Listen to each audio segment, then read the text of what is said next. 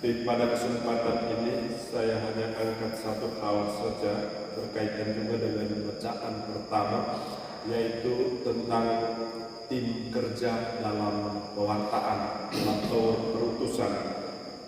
Dalam bagian awal perikop Injil ini, Yesus dikatakan menunjuk 70 murid lalu mengutus mereka berdua-dua.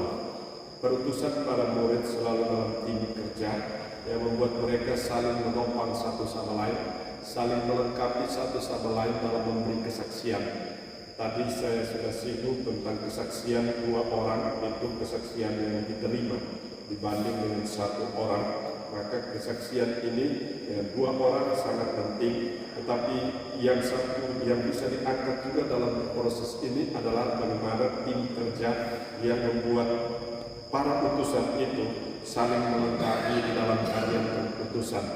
Maka penting sekali supaya selalu memiliki tim kerja yang solid, yang setia satu sama lain untuk mendukung karya pewartaan yang diemban bersama dengan memberikan yang terbaik dari diri masing-masing, bakat, talenta, dan kemampuan.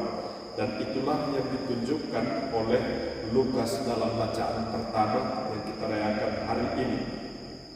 Ketika Demas meninggalkan Paulus dan juga yang lain berangkat ke tempat masing-masing, Lukas yang dikatakan oleh Paulus masih tetap tinggal dengan aku. Hanya Lukas yang tinggal dengan aku. Maka Paulus minta kepada Timotius supaya jemput Markus dan bawa karena pelayanannya sangat penting. Itu menunjukkan bahwa Paulus membutuhkan juga pelayanan dari Markus, membutuhkan pelayanan juga dari Timotius. Samping Lukas yang dengan setia ikut di dalam tim kerja yang solid ini. Karena itu penting bagi kita merefleksikan di sini bagaimana Paulus juga mengajak teman-temannya, rekan-rekan kerjanya supaya selalu berada dalam persekutuan, karena persekutuan tim kerja itu sangat penting. Sehingga semuanya saling membantu, saling melengkapi, saling menunjang dengan bakat talenta masing-masing. Paulus dengan caranya mewartakan secara lisan maupun melalui tulisan surat-suratnya yang terdokumentasi dalam gereja 13 surat, dan disinggung pula dia menyusun dokumen tertulis itu dan minta supaya Timotius juga membawa serta papirus maupun perkamen yang berisi tulisannya.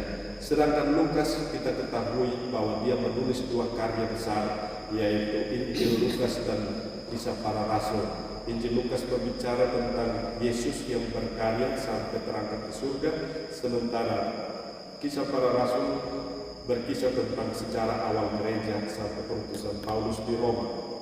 Ini menunjukkan bahwa Paulus dan Lukas memiliki kemampuan, bakat, talenta yang mereka gunakan untuk pewartaan di dalam satu tim kerja yang solid. Marilah kita belajar dari kedua orang ini untuk juga selalu memiliki tim yang solid dalam komunitas kita, di dalam perutusan kita, karena kita tidak mampu berkarya sendiri. Kita selalu membutuhkan sama saudara untuk saling menopang, saling membantu di dalam karya pewartaan, karya perutusan yang Tuhan tetapkan bagi kita. Dengan demikian kita memberi yang terbaik dari diri kita sesuai talenta kita, dan itu semua menunjang kebaikan bersama di dalam perutusan kita bersama.